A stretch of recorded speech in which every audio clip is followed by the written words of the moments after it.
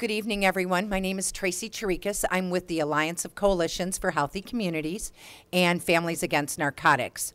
So for short, ACHC FAN. We want everyone here tonight to be a part of the solution.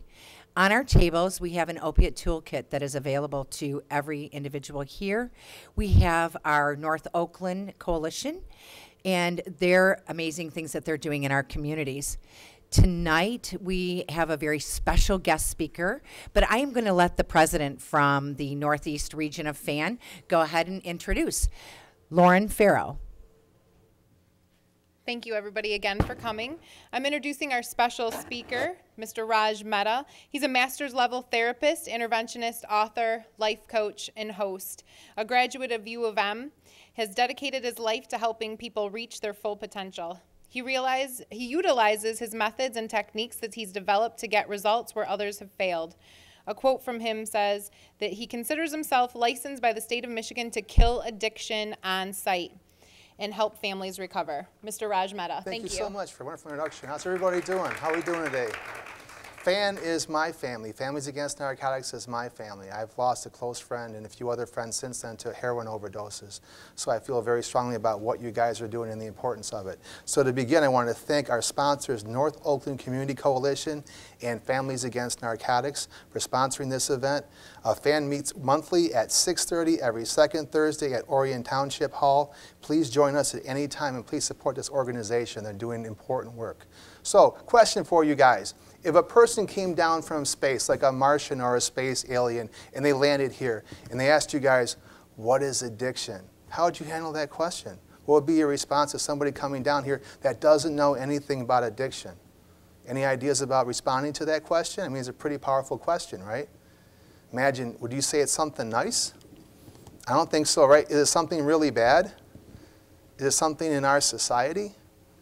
And so we talk about addiction in different ways, and oftentimes the ways we talk about addiction promote stigma. I know that it's very important to them to kind of put an end to the stigma of addiction. Can you imagine if a young person has heroin addiction? How does it affect his mother? How does it affect the father? People begin to feel ashamed about themselves and about their family, and that shame holds them back from getting help. Is that making sense? So one of the ways that we can stop addiction and put a difference into people's lives is by removing the stigma. Remember, addiction is a mental health disorder. It's a disease, and I'll prove that point very quickly. You're going to hear some arguers or some people that are ignorant that'll say, no, addiction's not a disease, it's a choice. I'll prove an important point very quickly on that. When a person is puking their guts out from heroin withdrawal, that's not a choice. When a person has a seizure because they have alcohol withdrawals, that's not a choice. So it truly is a disease. So what do you guys know about this term disease? American Medical Association is really big on giving it a definition. So the term disease, what are some criteria for it? Anyone want to guess about that? One guess, give me something. Yes, sickness, right? And so sickness indicates symptoms, right? So for anything to be a disease, it must meet two criteria, and it's very simple. It must have symptoms, and it must be treatable. Is that fair? So think about diabetes as your model, right? A model of a disease. A person goes to their doctor, they get their blood drawn, doc comes back and goes, hey, your blood sugar levels are very, very high, and so what you have here is diabetes. The person goes, wow. And then the person asks the doctor, well, how do I treat that? And the response is going to be with insulin. So it meets the model. It's got symptoms and it's treatable. However, as you guys know with diabetes, you really can't make it go away completely, right? It's kind of like in remission. It's kind of like dormant. It's there and it's in a treatable or asymptomatic phase. So let's talk about addiction and disease, and maybe we talk about the flu. If a person came to you and said, I can't work today, I have the flu, and you're checking to see if that person is telling the truth or lying, what are you going to look for with regards to physical symptoms of the physical symptoms of the disease of the flu, influenza virus? Anybody have an idea? What's the classic symptoms? Watery eyes, vomiting, congestion, sneezing, right? There are physical symptoms that you will see in that person that are readily apparent. This person has the flu, this person has physical symptoms, and they're not lying. Is that fair? So think about the disease of addiction, a person that's a homeless alcoholic or an addict. If a person had stage 1 cancer and came into this room, and I said, see this woman over here, she's got stage 1 cancer. You guys might say, well, she doesn't look very ill. That's because she's in stage 1. So think about diseases like addiction can be in an early stage or a later stage, right? And so a stage 4 cancer person, we bring you to their hospital room and you go, oh my God, that person's in stage 4. They look very ill. They look very unwell. Is that true? So your classical stage 4 alcoholic addict is your homeless guy panhandling for change for heroin or alcohol, okay? So we'll go with that stereotype. So what's different about that person physically than a normal person? Or that guy in the corner, you know, hard times, needs some money, but it's going to be used for alcohol or drugs. What's different about him physically? You can go with some stereotypes. Well, he doesn't look so good. He doesn't smell so good. He doesn't dress so good, right? You can kind of identify this person's got something going on. It doesn't look very nice. So imagine a guy that's on Skid Row, right? And so if you have an addiction or alcohol problem, right, how would that affect you mentally? What are some mental symptoms of addiction? What's going on in that guy's mind if we can kind of piece that together? Forgetfulness. Yeah. Depression for sure, right? Anxiety, depression. Imagine if I'm a heroin addict and I got a pocket full of heroin. I'm wandering about the day. What am I thinking about? Where do I get more heroin? So I'm an alcoholic and I'm wandering about the day. Even though I got a fifth in my hand, what am I thinking about? Where do I get more alcohol? So they have an obsession with the drug. It's always on their mind. If you had an obsession with anything, with gambling, with food, or with drugs or alcohol, how would that affect your psyche? Would that be a pleasant place to be, constantly having the same theme running around in an endless loop? Would that be very uncomfortable? So we talk about anxiety, right? Anxiety is caused by the obsession, and anxiety left untreated will morph into depression. So they have high levels of anxiety, high levels of depression, and an obsession with the drug. So we'll go even further with this. We can make some assumptions. We'll speculate. How do you get homeless in America because of addiction or alcoholism? You got to burn a lot of bridges. So mom and dad said, we're done with you. The employer said, we're done with you. All your friends on social media, right? All your Facebook friends, all the hundreds that you have said, we are done with you. And now you're sitting on the corner with no friends, no money, no support system, right? And so imagine this. I have high anxiety, right? I have high levels of depression. I have an obsession with the drug. And so at some point, I promised people I would stop taking heroin. I would stop taking alcohol. And guess what? So people sometimes actually mean that. In the moment, there's times where a person has tears in their eyes and goes, I don't want to do this anymore. And that person is not lying to you. They're telling you the truth. However, because addiction is what it is, it's hard to kind of fulfill that promise. And so at some point, they promise people things and not fulfill that. Imagine if I kept promising you something and I meant it in my heart, but I kept breaking that promise over and over again. How would that make me feel about myself? How would my self-esteem be affected? My self-efficacy, right? And my self-confidence. And so we have low self-esteem, low self-confidence, high anxiety, high depression, and an obsession with the drug. What do you think I'm going to do all day long to make that go away? Do you follow what I'm saying with the mental part? Now what about socially? How does being an alcoholic or an addict impact people's family and relationships with family members? Any ideas about that? Right, for sure. Anything else? Does it make moms happy? No, right? So we have people being affected by this. Mom comes into my office, right, and she's got tears in her eyes. And the kid's smoking pot every single day. And so the kid tells me, everybody smokes pot. That's how it is. And my idol is Bob Marley, and I play guitar. And Bob Marley smoked pot every single day, and he wrote incredible music. And that's when I got to say something kind of mean. I go, and that's true, and you aren't Bob Marley, and you never will be. And here are some facts. When you smoke pot, you can't even go to school. When you smoke pot, you can't even do your homework. When you smoke pot, you can't even finish a song that you're trying to write. I'm not going to explain to you why there's one anomaly to this equation, right? But when your mom comes into my office with tears in her eyes, you're not getting high correctly. It's not been done like Bob Marley style. Do you follow what I'm saying? So is it possible if I'm on the football team and I'm smoking too much weed? Used to be in the old days that athletes didn't smoke pot. Now I got hockey players in college level and hockey players and football players in college level are all smoking marijuana. And so imagine if I'm smoking too much pot. Now it's beginning to affect my performance on the team. So my friends kind of gather around in the locker room in a very mean manner, and they say, here's the deal, dude. You're smoking way too much pot. You're affecting the team. Either stop smoking pot, and stay on the team, or you got to get out of here. And so now I'm in this moral dilemma. I can stop smoking marijuana and stay on the team, Or I can leave the team and find a brand new set of friends at school that say, Raj, you smoke just the right amount of pot. You hang out with us, right? And so we see people change their peer group as their addiction begins a little bit further, and the social effects of that, right? You're at a bar, drinking alcohol, and everything is going pretty good. At a certain point, your friends might be saying, man, you drink too fast and you drink too much. So you slide down at the end of the bar, and what do? Find a brand new set of friends that say, hey, you drink just like we do. Now you're acceptable. You're part of our group. You see how those peer groups begin to change? So when we see about the social effects of addiction, it affects people's relationships and their friends and family directly. Now, what about legal? What about law enforcement? How does being an alcoholic or an addict impact your possibilities of getting arrested? Any theories on this? What types of arrests do classic alcoholics and addicts usually get? Drunk driving, right? What else?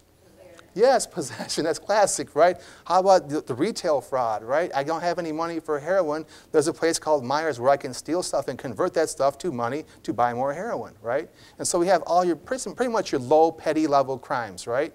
And so think about that. One DUI, it's about 50-50 that you're an alcoholic. 2 DUIs, 75% chance you're an alcoholic. 3 DUIs, about 95% chance you're an alcoholic. I don't like giving people labels because it can hurt their feelings, right? But a guy came into my office one time with his 3rd DUI. It was my job to get him squared away for court. And I go, sir, there is a very strong possibility that you are an alcoholic. You have DUI number 3 in 12 years. And the man looked at me in a very matter-of-fact manner and said, Raj, I'm not an alcoholic. I'm just really unlucky. I'm like, wow. Like, do you mean like globally unlucky? Like every area of your life unlucky? Like you always, slip and fall and break your nose, spill your milk unlucky? Or do you just mean unlucky when it comes to alcohol or drugs? Remember, a lot of people prefer to be unlucky. Now, why is that? Because if I'm unlucky and that's why I constantly get arrested, my only responsibility is to wait for my luck to change and keep doing what I'm doing. If I'm getting arrested because of my addiction, that means I got to do something about my drug and alcohol usage. Is that making sense? Now, what about financially? How does being an alcoholic or an addict impact a person's finances over a period of time? Any ideas on that? Well, someone said they go down, right? Is that true? So finances don't go up generally, right? We call it the high cost of low living. You can have a heroin habit. How expensive can a heroin habit get? Hundreds of dollars a day. And unless you come from a trust fund, some of my guys are trust fund kids, doesn't really cause them a problem. But majority of us, can't blow $200 a day without having an impact on our quality of life. Is that true? And so remember, heroin is available at a very cheap price. It's about $5, $10 a pack. So the deception goes like this. Oh, this stuff costs $5 or $10. How can this possibly be a future problem? Anybody have an idea how that happens? It's called tolerance, right? And over a period of time, you need more of the drug to get the same effects as before. And now you have a tolerance to heroin.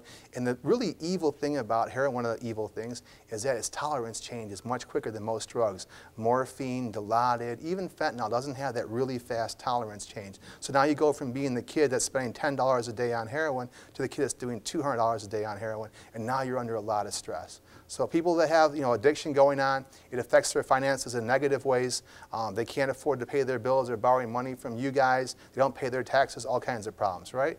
How about the effects of addiction on a person spiritually? How about spiritual symptoms of addiction? How does it impact their morals, their values, and their belief system over a period of time? Anybody have a theory on that?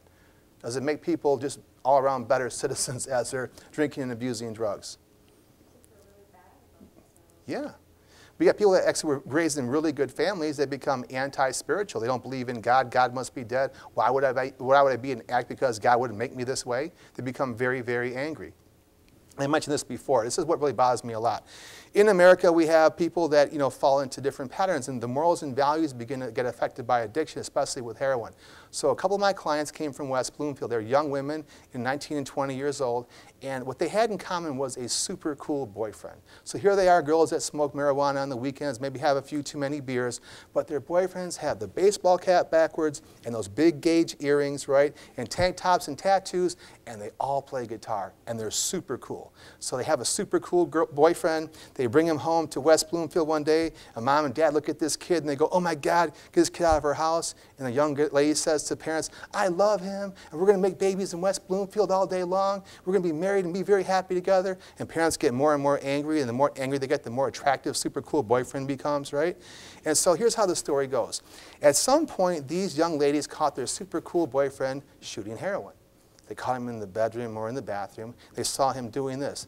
What would be a healthy female response to seeing a person that you love sticking a needle in their arm? Run. That's a good one, right?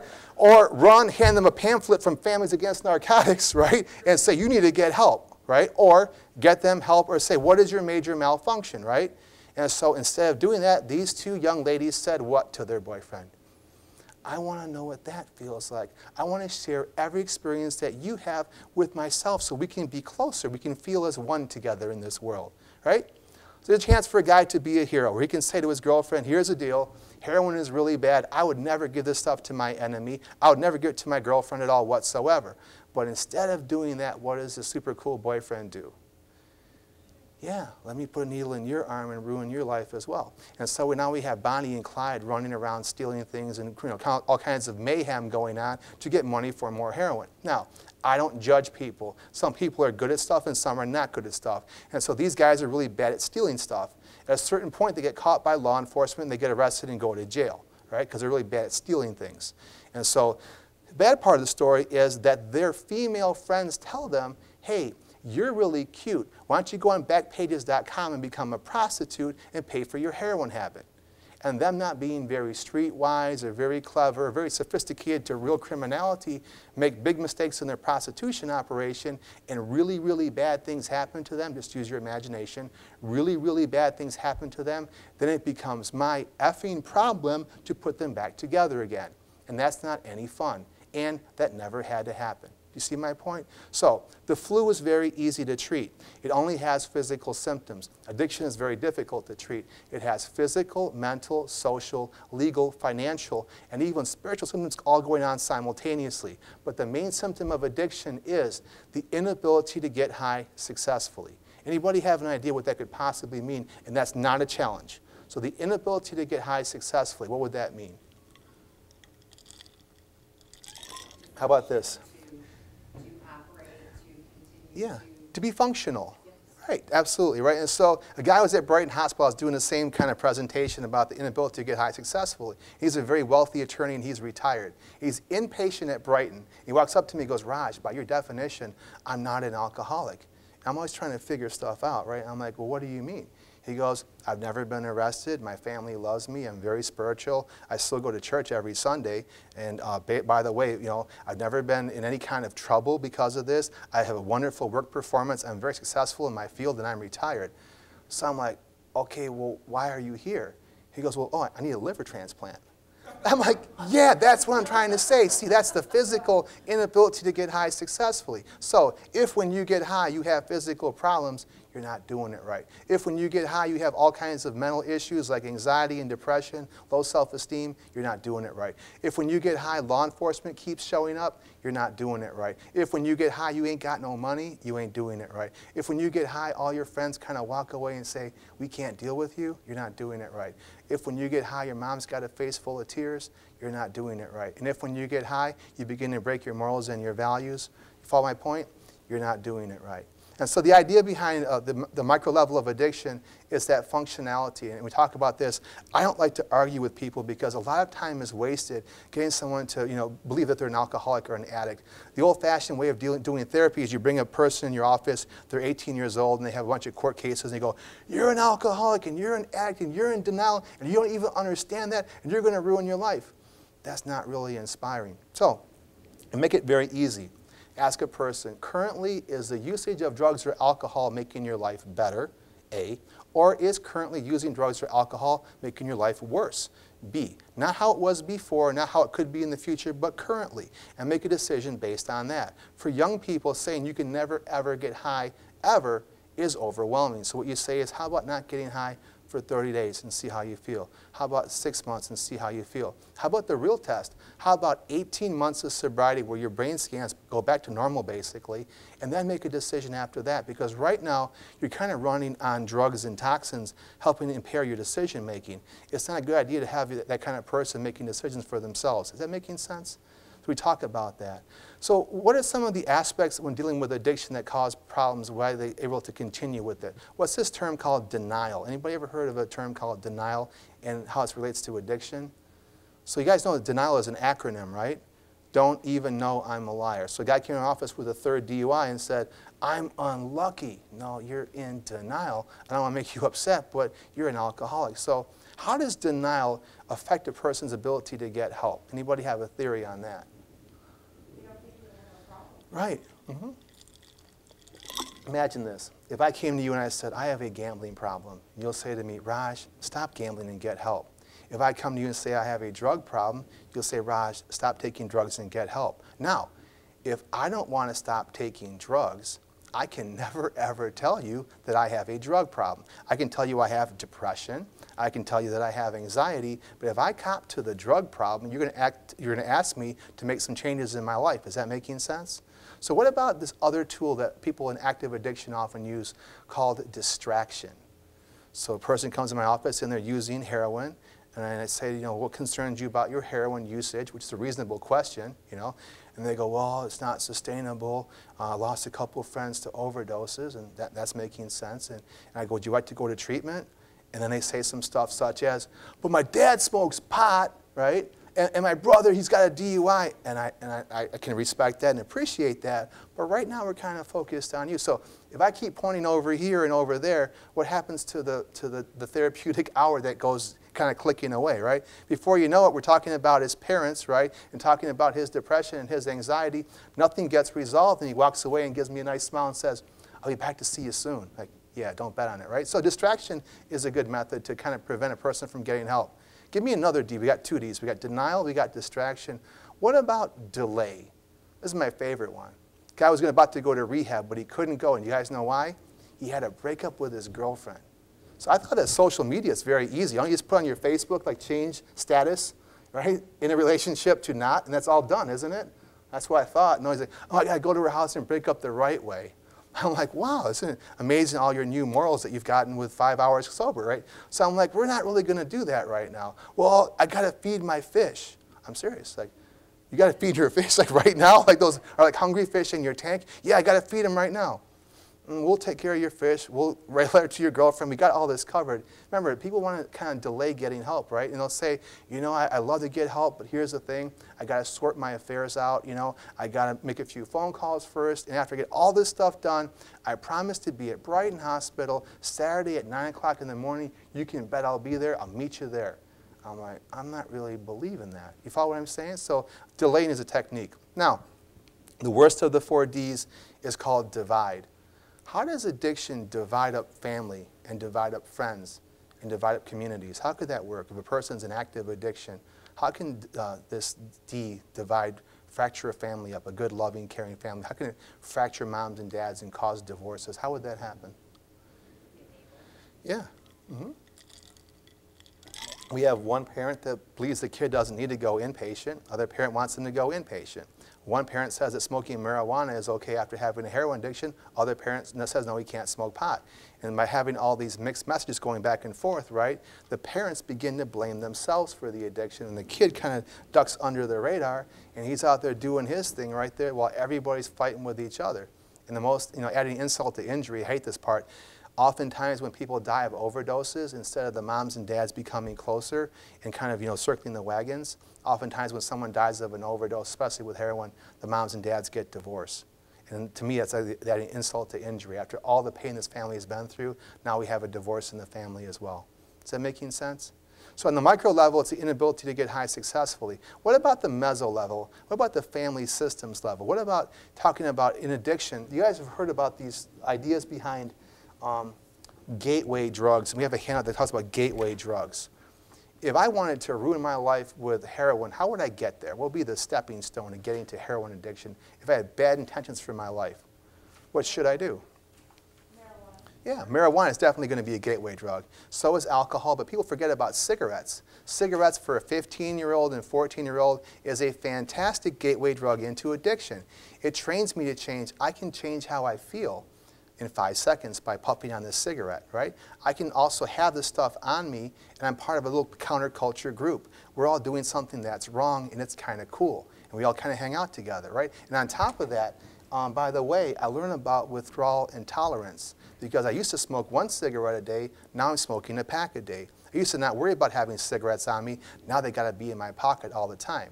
So cigarettes are a fantastic training ground into addiction. Is that making sense? Now, what kind of drug would lead a person eventually into heroin addiction? Some drug is very popular out there in America right now. Yeah, Vicodin. So the name Vicodin is very interesting. It comes from Vicodin, right? Codeine was the root drug, and so VI is 6 in the Roman numerals. It's 6 times as strong as codeine per gram. That's why they call it Vicodin. Is that interesting, right? And so it's 6 times as strong as codeine per gram. And so when a person's been prescribed Vicodin, they realize something very interesting. I can change how I feel with this little pill, and it comes from a doctor. So it must be okay. You follow the logic behind that? So before we know it, now we're taking all kinds of opiates. And the next opiate is going to be very popular is the big O that is called Oxycontin. Isn't that amazing? So in America, we're trying to figure out some stats right now. I'll point out some interesting stats. America is about 5% of the world's population. And we consume how much of the world's Vicodin? 99. They say 97, about 99, 97%. That's amazing. How much Oxycontin percentage-wise does America consume? About 80%. 80% of all the Oxycontin made in the world is consumed by Americans. We're only 5% of the world's population. We consume 40% of the world's illegal drugs. That's amazing. Like, that's a real accomplishment. Think about that, right? So in America right now, the reason why drugs are so plentiful and so easy to access is primarily because of Mexico. Mexico is essentially a failed democracy. It's a narco state. And 70% of all the drugs that come into America, including heroin and cocaine, come from the Mexican drug cartels. And so they talk about this and wanting to make a change, right? And the DEA is going to tell you, we're going to work really hard to stop the Mexican drug cartels. No, that's not going to happen. Since 1972, you guys have had a war on drugs. You've been focusing primarily on interdiction and dealing with those large-scale manufacturers and wholesalers, right? And so since 1972, does everybody in this room know that the wholesale price of cocaine, heroin, and methamphetamine is now cheaper than it ever has been before? That's remarkable. So based on supply and demand, if it was hard to get the stuff in here, it should be very expensive. But it's not. So we have all these cartels bringing in drugs into America. How do they do that? How do they afford those operations? How do they afford planes, I'm not even joking, submarines, right? Jet aircraft, helicopters. How do they pay off all those customs officials? How do they pay off everybody and get those drugs in here? Well, they can move money back and forth. And so a bank called HSBC Bank got caught laundering money for the Sinaloa drug cartel. They had a teller in a bank in Tijuana that was dedicated to just helping the cartel. And guys would come in there with duffel bags of cash and drop them in there, and they'd move the money around, and they put fake corporations together, and they went to federal court, and they said, here's the deal. You caught us with our fingers in the cookie jar. Yeah, we were helping the Sinaloa drug cartel. We knew who they were. We knew what they were doing. But it gets a little bit worse. So that's kind of upsetting. I hope that's upsetting, right? What would be more upsetting than helping the Sinaloa drug cartel? What's America's like #1 enemy, pretty much #1 enemy? Al-Qaeda. They said, oh, by the way, here's the thing too. You know Al-Qaeda, that group that really bothers you guys a lot? We were laundering money for Al-Qaeda too, and we want to really say we're sorry about that as well. And a few other really bad groups out in Saudi Arabia and such, right? And so they go into court and they pled guilty to all this. And what was the consequences for doing that? Anybody go to jail even for a minute?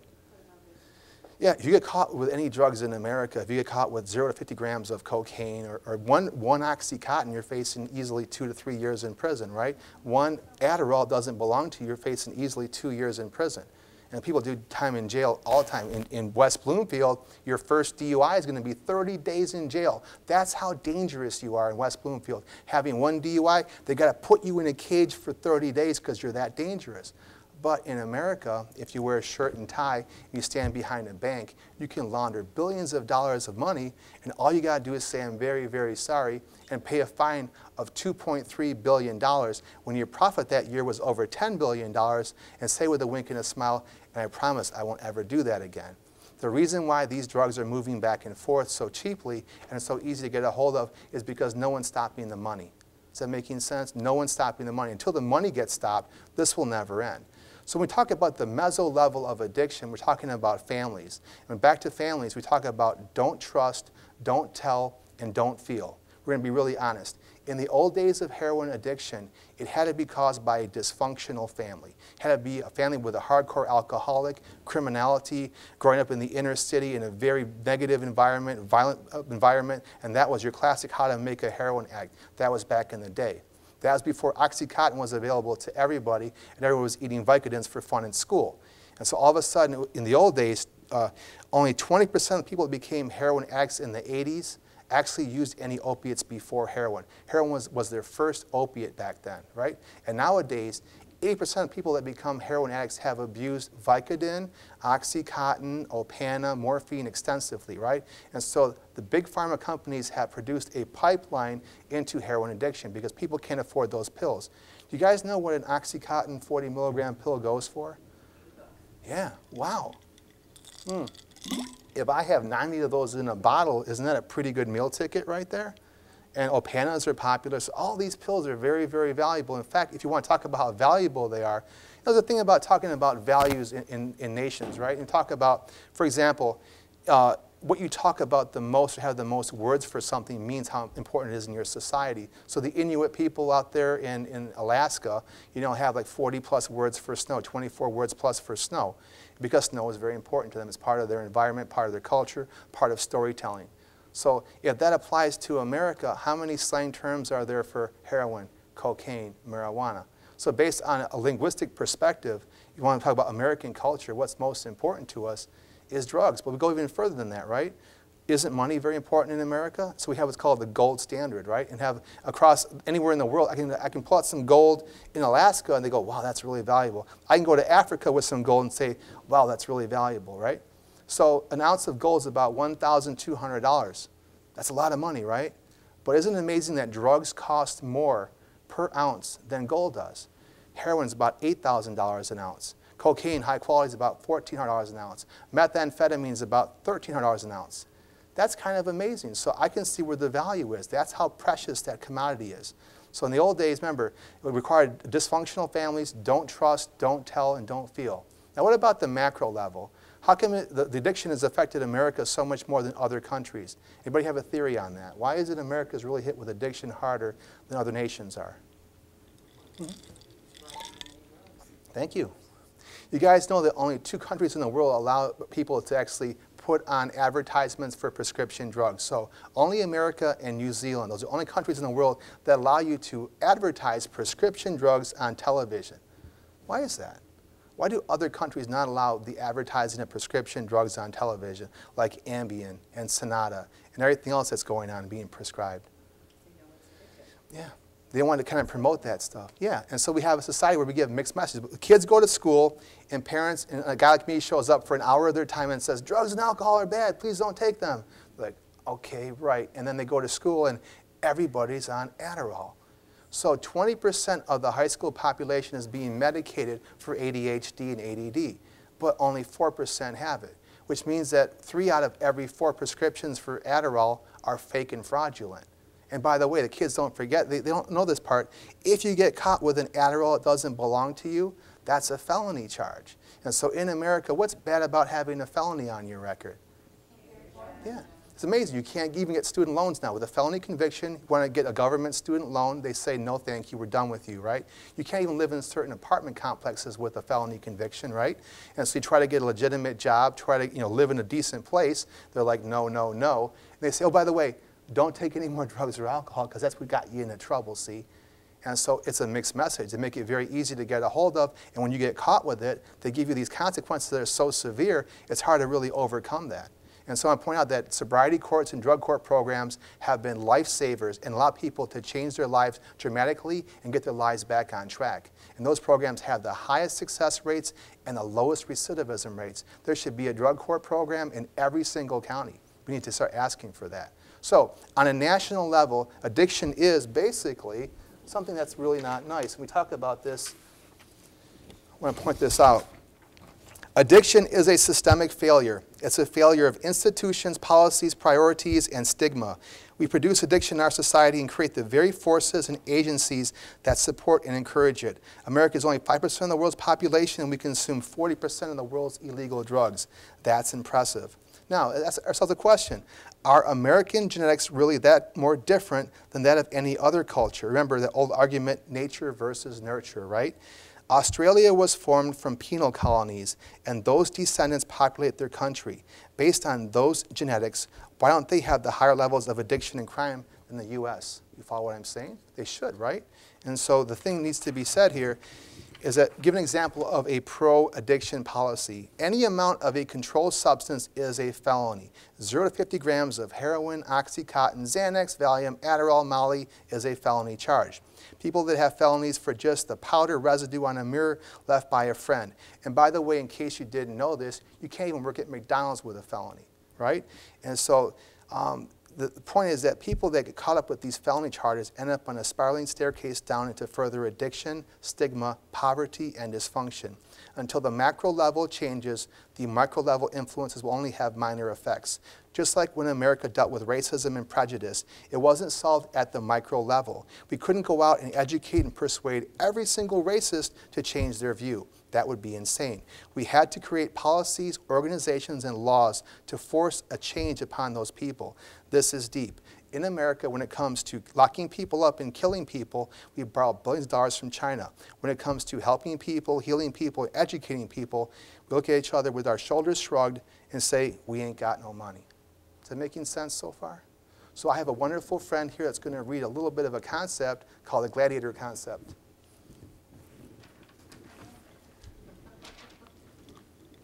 I'm going to read. Okay. Yep, right by the microphone. Thank you. Thank you, Lori. Hi, I'm Lori Gubb. Okay. Who were the gladiators? The Romans captured and recruited gladiators from all over the world. Every tribe, culture, and country contributed gladiators for the fight. In addition, women gladiators were also recruited and known to bravely engage in contests to the death. Women. Most often, gladiators were slaves who were selected or requested an opportunity to train and live better lives. They realized that by training with other gladiators and experts, they would be able to hone their skills and become better warriors. They attended special gladiator schools where they lived, trained to exhaustion, and reached their full potential as warriors. If they fought well and won often enough, they would win their freedom. Yeah, and the last part there? Okay. Today's recovery warriors are like ancient gladiators. Addiction enslaves people from all cultures, tribes, and countries, taking away their freedom. Often these addicts have lost contact with their family and friends. Many have also lost hope. Accordingly, many addicts even slain and disabled by their addiction. Those addicts who yearn to be free turn to treatment centers, other addicts, and experts to get help. If they train hard and learn well, they can earn their freedom. Remember, not all prison walls are made of brick or mortar. To face and fight addiction is to be valiant. Freedom from active addiction is a glorious thing. Welcome to Gladiator School for Recovery. Thank you for reading that. Thank you so much. So the idea here is that I feel really honored to be here for many reasons, but one reason, I'm surrounded with gladiators, people that are actually fighting against addiction and want to have a better society and prevent young people from becoming addicts and alcoholics. Prevention is what we're trying to do. Look, treatment is overrated and prevention is underrated. And so there's 1,000 other people that should be in this room that support this cause and this organization. And for lack of a better way of saying this, they lack the courage to come in here and talk about these issues. And being surrounded by spiritual warriors stories like this is inspiring to me. We have to make this world a better place. The stigma needs to break. I am a former heroin addict from the streets of Detroit who crawled across streets of broken glass to get sober and to go to U of M and graduate with a 4.0. Everybody was betting against me. I wish I could lie to you and say that my mom believed in me and that Brighton Hospital believed in me. They told me when I came there the last time, they said there's only a 4% chance you will ever be sober. And I looked at that woman and I said, that's the best chance I've ever had in my life. Hand me that basket right there, I got to vomit. So I was throwing up from withdrawals. And so before you know it, 3.5 years later, I'm working there as a therapist. I'm just making a point. The stigma can be broken. And so people do change. Change is normal. The seasons change, people change, fashion changes, music will change. To not change is to be abnormal. By putting a stigma on somebody and say once an addict, always an addict, ruins their chances for getting sober. We're trying to build people up and not destroy them. Let me kind of point some things out here and bring us home, right? We need change. We got to change our attitudes, our priorities, our hearts, and our minds. We got to fight addiction in a noble fight. And fortune favors the bold is my motto. And so a young child went with her mother to the beach. They witnessed hundreds of starfish being pushed ashore. They watched as a tiny starfish began to die. Then the young child began to throw them back in one by one. The mother observed her child and stated, "It doesn't really matter, honey. There are so many of them. Don't bother." And the young child replied to her mother, "Well, it does to the ones that I throw back in the ocean." So that's an important point, and that's a great point, but it doesn't matter to help people. It means something to them. However, we need to change the tide and stop all these starfish from crashing onto the shore. And that's what FAN is doing. And so we need change. And the meaning of life is very simple. This is a very important point. The meaning of life is very simple. A guy one time was talking about the story of a very wise man at the top of a mountain. And this wise man would answer any question that you had. And so this guy wanted to answer this question. He fought his way to the top of the mountain, went through a blizzard, and finally got to the top of the mountain. He's standing in front of this wise man. He's standing in awe of him. He goes, "Sir, I want to ask you just one question." And the wise man says to him, well, choose very wisely because you only get one. He goes, "I want to ask you, what is the meaning of life?" And the wise man told him, "Why would you want to ask me that easy question? You can ask me anything. That question is so easy. Give me something difficult." He goes, "No, I want you to answer this question. What is the meaning of life?" The wise man looked at him and says, "Well, here's the deal. The meaning of life is very simple. We are born, we try to make ourselves relevant, and then we die. Please make yourself relevant." And thank you for your time.